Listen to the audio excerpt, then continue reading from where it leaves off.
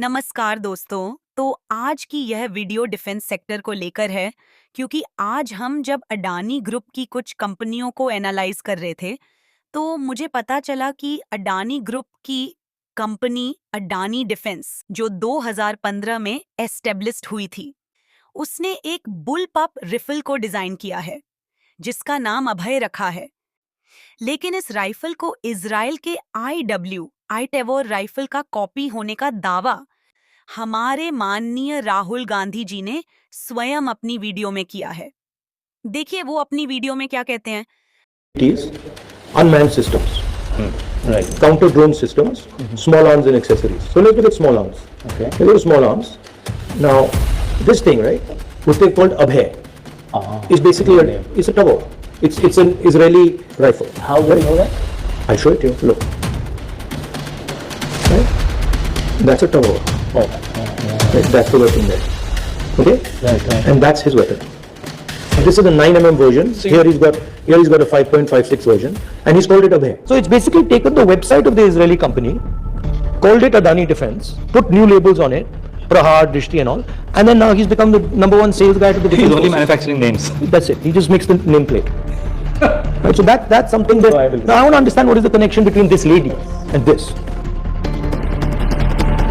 So is he assembling? No, he's literally taken an Israeli weapon, maybe assembling it, and Adani gets the commission directly, and the BJP gets the commission. Right. So it's a bypass of that entire structure. Right. If you look at this thing called the Prahar, and so I go here and I say Israeli light machine gun.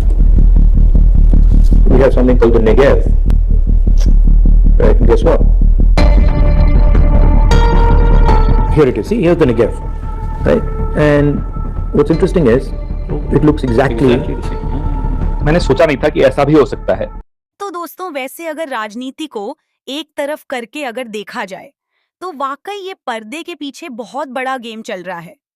पैसे तक तो सब कुछ ठीक था, क्योंकि हर राजनीतिक party ये सभी खेल खेला करती है और जनता की मेहनत की कमाई को लूटने में कोई कसर नहीं छोड़ती। लेकिन इस तरह भारतीय सेना और भारत में अपने आप को सुरक्षित महसूस करने वाले आम लोगों के साथ ये गलत हो रहा है। हम इसे असुरक्षित इसलिए कह रहे हैं क्योंकि आपने हाल ही में इजराइल और गाजा के वार में आपने देखा ही होगा कि एक नॉर्मल से दिखने वाले पेजर को इजराइल ने कितने बड़े हथियार के रूप में इस्तेमाल किया था। तो वहीं एक तरफ नरेंद्र मोदी जी सरकारी कंपनियों का कत्लेआम करने में लगे हैं और दूसरी तरफ अडानी समूह द्वारा बनाए गए इन कॉपी कैट हथियारों से भारत की सुरक्षा का दावा कर रहे हैं। तो दोस्तों, आपको क्या लगता है, क्या भारत का डिफेंस सेक्टर अब किसी के निजी मुनाफे का जरिया बन गया है? सवाल सिर्फ नकल का नहीं है, बल्कि सेना की गुप्त जानकारी को जोखिम में डालने का भी है।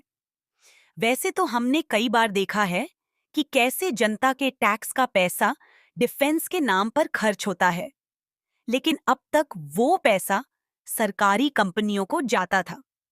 लेकिन अब एक साजिश के तहत ये दौर बदला जा रहा है और मुनाफा निजी कंपनियों की जेब में जाता दिख रहा है।